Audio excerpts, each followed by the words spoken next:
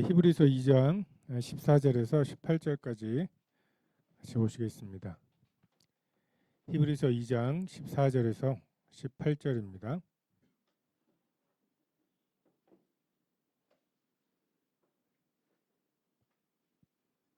찾으셨으면 같이 읽겠습니다.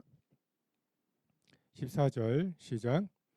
자녀들은 혈과 육에 속하였음에 그도 또한 같은 모양으로 혈과 육을 함께 지니심은 죽음을 통하여 죽음의 세력을 잡은 자 곧 마귀를 멸하시며 또 죽기를 무서워함으로 한평생 매어 종노릇 하는 모든 자들을 놓아주려 하심이니 이는 확실히 천사들을 붙들어 주려 하심이 아니요 오직 아브라함의 자손을 붙들어 주려 하심이라. 그러므로 그가 범사의 형제들과 같이 되심이 마땅하도다. 이는 하나님의 일을 자비하고 신선한 백성의 죄를 속량하려 하심이라. 그가 시험을 받아 고난을 당하셨은즉 시험 받는 자들을 능히 도우실 수 있느니라. 우리가 내외교도 교재를 하다 보면 주제별로 공부를 하게 되고, 그래서 그 주제에 맞는 구절들을 이렇게 모아서 그 교리적인 접근을 하게 됩니다. 근데 우리가 삼위일체 하나님의 그 교리가 뭐 구체적으로 나오지는 않고, 다만 예수님이 그 침례 받으실 때 이는 내 사랑하는 아들을 내 기뻐하는 자라고 하시는 아버지의 음성과 순종하시는 아들, 그리고 비둘기같이 임하시는 성령님, 그러니까 이런 식으로 우리가 알게 되는 거고, 자 지금부터 삼위일체 설명할 테니까 잘 들어. 이런 식으로 한 게 아니라 아나니아와 삽비라 사건에서 성령을 속인 것과 하나님을 속인 것을 동일하게 이야기하는 이러한 그 부분들을 통해서 우리가 깨닫게 되고 알게 되는 거죠. 그래서 너무 막 그 교리적으로 이걸 정리하려고 할 때 이게 엉뚱한 그 결론들을 내는 경우들이 있어요.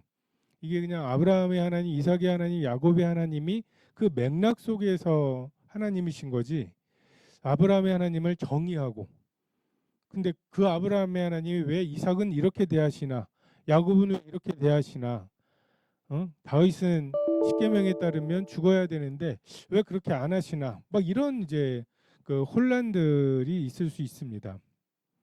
우리가 담을 수 있는 용량이 그렇게 크지 않은 것 같고, 그래서 그냥 요 부분의 말씀, 그래서 1년에 일독을 하게 되면 그냥 어느 때에는 정말 하나님, 예수님의 정말 하나님 되심을 높이고 찬양할 주가 있고, 또 어떤 주에는 정말 그 하나님이신 예수님이 정말 우리와 같은 경험을 하셨다는 것을 경험하는 이런 부분들이 있을 수 있습니다. 그래서 히브리서 2장에 있는 본문을 통해서 말씀하시는 바를 우리가 좀 살펴볼 필요가 있어 보입니다. 14절에 보면 자녀들은 혈과 육에 속하였음에, 그러니까 예수님이 혈과 육을 입고 오신 이유가 자녀들이 혈과 육을 가지고 있기 때문이라고 말씀하시죠. 그러니까 우리는 천사들과 달리 육의 몸을 입고 출발하는 존재들입니다. 시작도 없으신 영원하신 하나님과 달리 우리와 천사들은 시작이 있는 영원함이죠.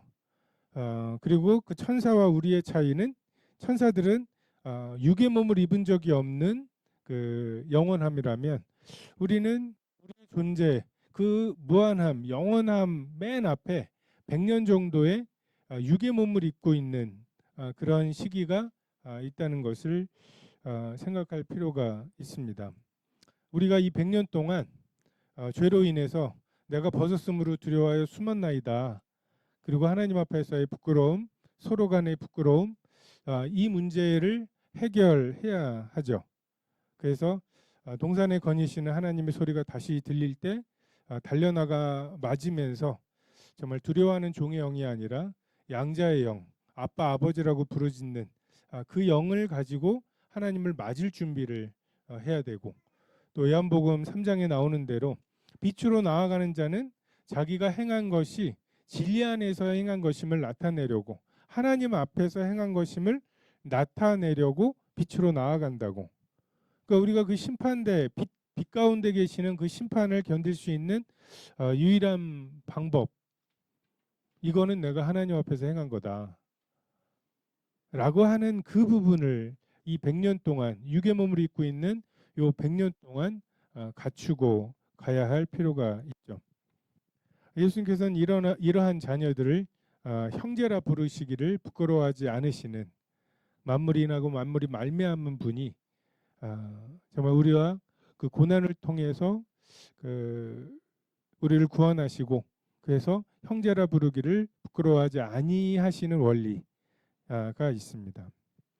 죽음을 통과해야 하는 주님께서는 육신을 입고 혈과 육을 입으시는 이유가 죽음을 경험하시기 위해서입니다. 자녀들 사망에서 생명으로 옮기기 위해서 예수님의 생명에서 사망이 되시는 경험이 필요하시죠. 무한한 생명에게는 우선순위를 통해서 말할 수 있는 기회가 없어요. 무엇을 포기할 필요가 없죠. 내가 이 시간에 여기 와 있느라고 뭐 지금 불꽃축제를 한다는데 불꽃축제를 못 가요. 이것을 통해서 내가 불꽃축제와 여기에 오는 것 사이에 내가 무엇을 더 중요하게 여기는지를 드러낼 수 있죠. 근데 나에게 무한한 기회가 있다면, 둘 다 할 수 있다면 그것을 표현할 수가 없죠. 우리가 숨 쉬는 것으로는 우선순위를 말할 수 없죠. 나 이따가 청년에서 숨 쉬어야 돼. 그래서 아침에는 숨을 좀 참아야 돼. 뭐 이렇게 안 하잖아요. 그죠? 그러니까 이러한 이 재벌들의 뭔가 좀 안타까움일 것 같아요. 경험을 안 해봤지만 재벌이 뭘 사줘요? 정말 그냥 평범한 직장 동료가 사줬으면 되게 고마워할 일인데 재벌이 사줬대라고 하면 이게 이렇게 돼버리는. 그리고 그 재벌이 정말 얼마짜리 정도를 사주면 그 재벌 입장에서 많이 희생했겠다라고 우리가 느낄까? 그러니까 그런 좀 우리 이 평범함을 잘 누리세요. 2, 3만 원 정도면 서로 고마움을 느낄 수 있는 관계들. 제에게는 정말 2시간짜리 그 값어치의 선물이야라고 느끼는. 근데 만약에 예수님께서 그냥 무한하신 영원하심, 그 영으로서 존재하심을 그냥 유지하시면서는 정말 그분이 우리를 어떻게 대하시는지, 하나님의 세상을 사랑하시되 이처럼 사랑하시는 것을 표현할 방법이 없으시죠. 33년의 시간에 제한이 있으신 예수님, 그분이 30년을 직장 생활을 하셨다는 거. 그러니까 우리도 한 60 몇 살까지 직장 생활을 해도 뭐 그렇게 핑계 댈 건 없어요. 직장 생활 해보셨어요? 얼마나 힘든지 아세요? 그 가운데서 하나님의 일을 어떻게 해요? 라고 우리가 변명하지만 33년 중에 30년을 몫으로 사셨던 예수님께서 다 이루실 수 있었다면 우리도 그럴 수 있습니다. 그래서 무엇을 넣을 것인지, 무엇을 뺄 것인지, 그러니까 무엇을 위해 살고 무엇을 위해 죽을 것인지 예수님에게 굉장히 치열하게 정해진 33년, 그리고 마지막 3년을 사셨다. 어디서 와서 어디로 가는지를 아시는 예수님께서 무엇에 그분의 생애를 들이셨는지 우리가 그것을 생각할 때, 마치 워렌 버핏이 삼성전자 샀다고 하면 뭐가 있나? 라고 생각하는 것처럼 우리와 워렌 버핏의 주식을 보는 시야가 다르죠. 정보의 양이 다르죠. 그래서 워렌 버핏이 그 정보를 보고 그것을 결정했다면 예수님은 어떤 걸 보시고 지금 그분의 한 번뿐인 생애를 그렇게 결정하셨을까? 그리고 마지막에 죽기로 작정하셨을까? 이것을 통한 메시지가 예수님이 더 오래 사셔서 더 많은 사도 바울과 사도 바울의 계시와는 비교도 안 되는 정말 그 기자가 아니라 원작자의 이 서신들을 보내시는 것보다 예수님께서는 죽으심으로 더 큰 메시지를 우리에게 보여주셨습니다. 죽음의 세력 잡은 자가 있죠. 죽음과 어두움은 사실 실체는 없어요. 그러니까 생명이 없는 상태가 죽음이고 빛이 없는 상태가 어두움이죠. 사실 그림자는 존재하는 게 아니에요. 그냥 빛은 존재하는 건데 그 빛이 없는 공간을 우리가 그 그림자라고 부르는 거고 어두움이라고 부르는 거죠.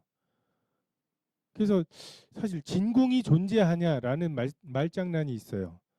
그 진공은 아무것도 없는 상태를 진공이라고 하는데 그 진공이 존재할 수 있냐라고 그 말하는 에덴 동산에서 속임수와 위협.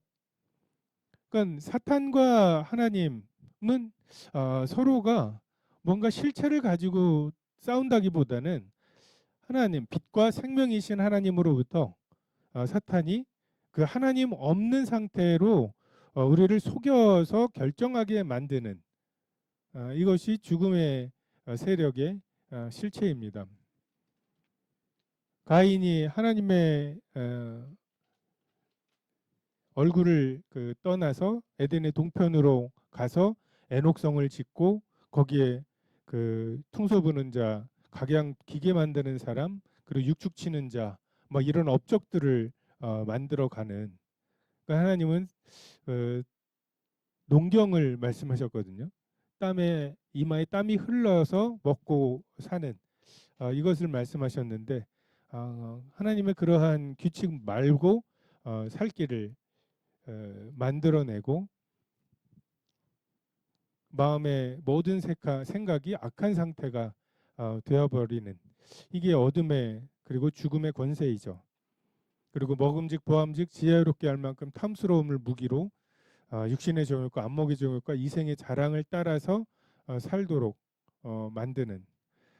그래서 이 사람들 죽음의 권세와 세력에 묶인 사람들이 얼마나 그 험악한 삶을 사는지 우리가 막 그런 것들을 그러니까 실용적으로 거봐 하나님 안 따르니까 그렇게 험악한 꼴을 당하는 거야. 우린 이런 증거들을 원하는데 사실 하나님을 떠난 사람들 죽음의 세력 아래에 있는 사람들의 삶은 강도 만난 자를 만났을 때 아직도 강도가 있는 거 아니야? 그 두려움을 기준으로 그러면 빨리 벗어나야겠네. 그리고 혹시 내가 이 죽은 것 같은 사람을 만져서 부정하게 되면 내가 지금 예루살렘에 가서 제사장이나 레위인들이 가서 해야 할 무언가 종교적인 주례하러 가는데 사람이 주례가 안 와. 그래서 막 왜 이렇게 늦지 하면서 막 그 뭔가 파토나는 분위기가 되고 근데 그 사람이 기껏 도착했는데 막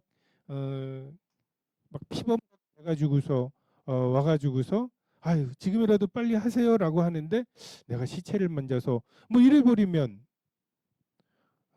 만약에 우리가 결혼식을 만들어 놓고 그 주례가 그런 연락도 안 되고 막 그 사람이 막 증발해 버렸으면 우리가 나중에 그래도 잘했다고 할까. 실제로 어떤 신학교에서 그런 실험을 했대요. 신학 후보생들한테 그 사는 사마리아인의 비유를 주제로 말씀을 전해달라고 하고는 그 사람이 말씀 전하러 오는 와중에 그런 사건들을 놨는데 64% 정도가 도와줬고 나머지 30 몇 프로는 그냥 갔다고.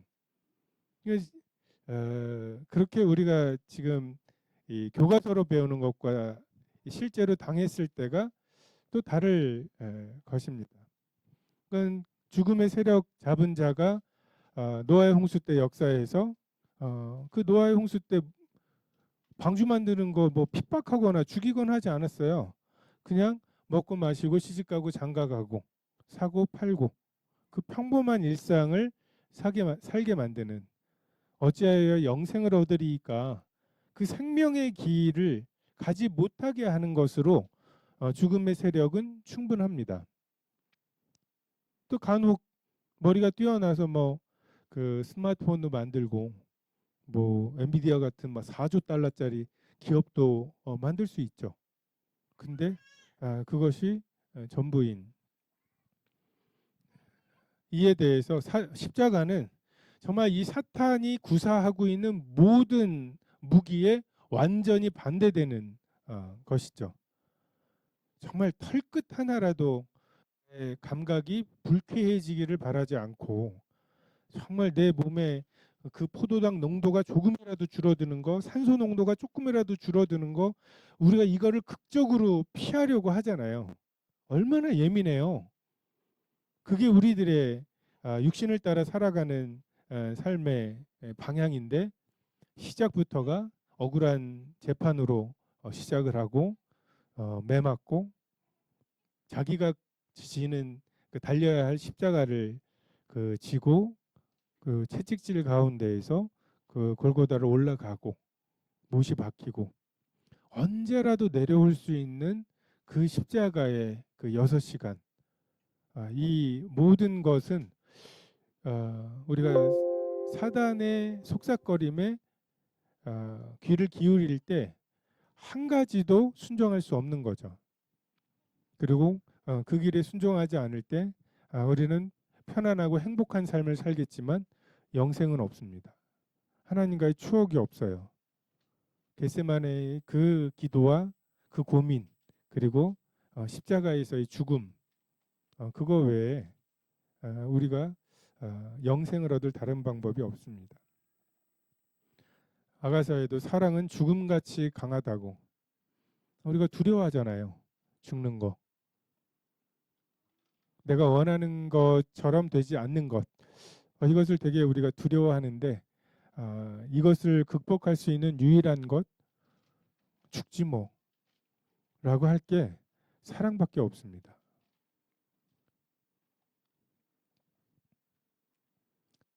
15절에 죽기를 두려워 무서워함으로 한평생 매어 종노릇하는 자들이 있죠. 마귀의 권세는 사망이고 죽음이고 위협이고 두려움이죠. 철로역정에 보면 개 2마리가 무섭게 짖어요. 그 순례자가 그 길을 더 갈 수 없게. 근데 거기에 그 순례자를 돕는 사람이 말하죠. 잘 보면 개들이 묶여 있다고. 좌우로 치우치지 않고 가면 개들이 더 이상. 그러니까 사탄의 권세가 이런 권세죠. 그가 뭔가 우리를 해할 수 있을 것처럼 위협하고 그 위협에 굴복해서 우리가 그러니까 스스로 무너지는 마치 베드로가 물 위를 걷다가 그가 바람을 봤어요. 그가 바람을 보고 두려워하여 빠져간 것처럼 정말 그 사실은 실체가 없는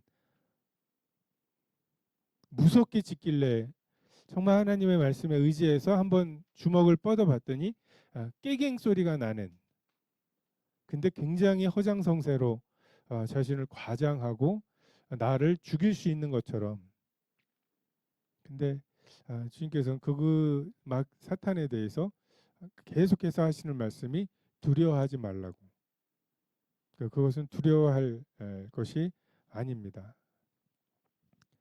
그분이 십자가를 통해 그리스도와 함께 죽은 자들 이제 사는 것도 죽는 것도 주를 위하고 그 죽는 게 내게 유익한 사람들 이 사람들에게 사탄의 권세가 힘이 없죠. 그의 최종 무기가 너 죽어. 너 그따위로 하면은 직장생활 제대로 못해. 좋은 대학 못 가고 응? 막 이런 식으로 우리를 위협하고 하는 그 사탄에게 죽지 뭐 라는 사람들이 그 어떻게 할 수가 없어요. 응?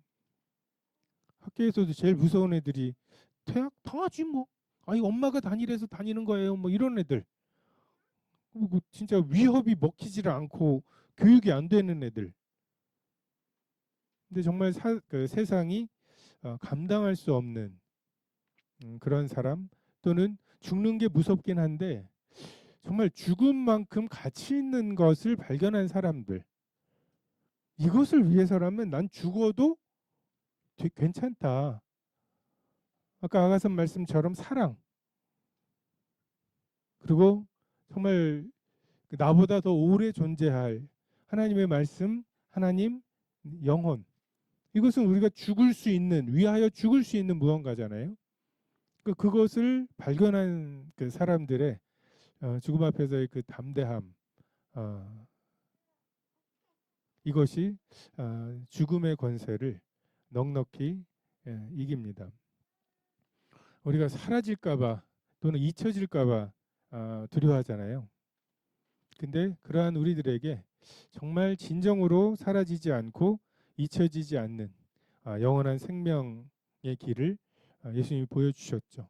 자기를 비어 종의 형체를 가지고 사람의 모양을 죽기까지 복종하시고 십자가에 죽으시는 그렇게 살 때 우리가 막 피라밋 만들고 만리장성 쌓고 해가지고서 잊혀지지 않는 게 아니라 그렇게 하나님 앞에서 살아갈 때 하나님이 그를 지극히 높여 모든 이름 위에 뛰어난 이름을 주시고 모든 입으로 예수를 주라 시인하고 모든 무릎을 그의 이름 앞에 꿇게 하시는 이것이 영원한 삶이죠. 17절에 그가 범사의 형제들과 같이 되심이 마땅하다고. 예수님은 하나님의 의로서의 모든 권세를 내려놓으셨어요. 그 무한하신 하나님이 마리아의 뱃속에서 아유 그래도 하나님이신데 한 6달 뭐 이렇게 안 하시고 10달 때가 참에 나오시고 성인으로 태어나신 게 아니라 그 지혜와 그 키가 자라가셨고 그 진짜 범사에 혼자는 뒤집을 수 없는 시간이 있었어요. 하루에 22시간씩 자고 하는 게 먹고 자고 하는 것밖에 없는 시간들, 말을 배워야 하고 아니 죄는 없으셨어도 뭐 걸음마를 잘하거나 뭐 이러신 거는 또 다른 문제잖아요. 그 후에 예수님께서 3년의 공생애를 사실 때 그 동생들의 반응을 보면 너무너무 평범하셨던 것 같아요. 응? 니네 형 미쳤잖아. 내버려 둘 거야? 라고 하는데 가족들이 막 와가지고서 예수님 어떻게 좀 데려가려고 하고 했던 걸 보면 예수님이 진짜 그 배고픈 시절에 오병이어는 말고 조금 야 일로 와봐 해가지고서 너만 알고 있어 막 이렇게라도 좀 뭔가 띄엄띄엄 그 힌트를 주었더라면 형이 이제 비로소 뭐 이렇게 얘기를 했을 텐데 그러지 않았던 12살에 아버지 집에 있어야 할 줄을 알지 못하시느냐고. 근데 죄가 없이 정말 하나님과 교제하고 하나님의 말씀을 그 구약의 말씀을 읽을 때 예수님께서 내가 하나님의 아들로서 이 땅에 오신 그 사명을 그냥 막 우르르 깍꿍 하는데 야, 나야 뭐 이러지 않으시고 그것을 알아가실 수 있는 나이가 12살인 거죠. 그러니까 우리의 효율이 굉장히 떨어지기 때문에 말씀이 어렵고 깨닫기가 어렵고 나는 뭘 하면 살아야 되는지도 헷갈리고 하지 정말 죄가 없는 예수님에게 그것이 어렵지 않은 일이었을 것입니다. 하나님의 일에 자비하고 신실한 대제사장이 되시는 것 이것이 예수님께서 그 범사의 형제들과 같이 되시는 이유이시죠. 왕 선지자와 함께 제사장은 메시아 기름 부음을 받은 자죠. 그리스도. 그 그리스도의 역할 중에 하나이고 처음 오셨을 때 예수님께서는 이 일에 집중하셨습니다. 하나님과의 관계를 회복시키시고 정말 그 가죽옷을 입었을 때 내가 그 아담과 하와는 그 가죽옷을 지어 입히시는 그 하나님을 통해서 참 그 관계를 회복시키시기를 원하시는 그 하나님의 용서를 느꼈을 것입니다. 엄한 제사장이 아니라 자비하고 신실한 신뢰할 수 있는 대제사장, 그분의 제사와 그로 인한 화목, 그리고 속죄를 확신할 수 있는 그런 대제사장이 되기 위해서 오셨죠. 천상에서 고통을 느끼지 못하시는 분의 대속은 법적으로는 타당할 수 있어요. 예수님 그 구약의 양들을 우리가 그렇게 고통스럽게 죽이지 않잖아요. 근데 예수님 왜 이렇게 고난을 겪으시면서 죽으셔야 했을까? 우리의 마음을 감동하셔야 하는, 로마 황제로 오셨어도 겸손하심인데 주님은 우리 각 사람에게 비춰지는 빛, 그리고 내가 네 마음 안다. 시험 받는 자들을 능히 도우실 수 있는. 학교에서도 고민 중에 하나가 선생님 되기가 조금 어려워졌어요. 그러니까 저보다 좀 선배님들은 선생님들 월급이 그때 그 중견기업, 중소기업은 아니고 중견기업 월급의 3분의 1밖에 안 됐대요. 그래서 그리고 그 당시만 해도 뭐 정년은 다들 그 회사들이 웬만큼 하면 보장이 되는 때였기 때문에 지금처럼 뭐 정년이 보장된다 뭐 이런 메리트도 그렇게 없었고, 그래서 그때 이제 그 선생님 되신 분들은 애들이 어디서 담배 피는 줄 알아요. 왜? 자기들이 그렇게 폈으니까. 어? 그리고 막 애들 술 막, 심지어 저 학교 다닐 때에는 우리 선생님들이 담배 사러 밖에 나가기 귀찮으면 불렀어요. 분명히 담배 피는 애들 해가지고서, 야 담배 줘봐. 아이 끊었어요. 그러면은 알아 알지 하면서 해가지고, 근데 주머니에 나오면은 뭐 그거 가지고 가고, 그러면 얘는 갑자기 이거 형옷 입고, 우린 교복 자유화했거든요. 형옷이어가지고 뭐 어쩌고 알아 갚게 막 이러면서 이제. 근데 요즘에는 선생님 되기가 좀 어려워지면서 너무 어느 한 해에 서울대 국어 영어 수학 선생님이 한 방에 오셨어요. 그러니까 그분이 담임을 하시니까 그분들이 아유 공부하기 힘들 아셔요? 막 이런. 그러면서 꼭 국어 선생님이 하시는 말 자기 수학 진짜 못했대요. 막 사람을 두 번 죽이는 느낌 그런 거 있죠. 네, 수학 너무 어려워서 다 외웠대는 동막 이러시는데, 그렇게 해가지고 서울대 그 국어교육과를 어쨌든 가신 거잖아요. 그런 것이 그냥 애들 사이에서 우스갯소리처럼 야 우리 선생님도 수학 못했대, 못했겠지 막 이런 이제 공감이, 그분들은 나름대로 공감을 해주시려고 하고 뭐 어려웠겠죠.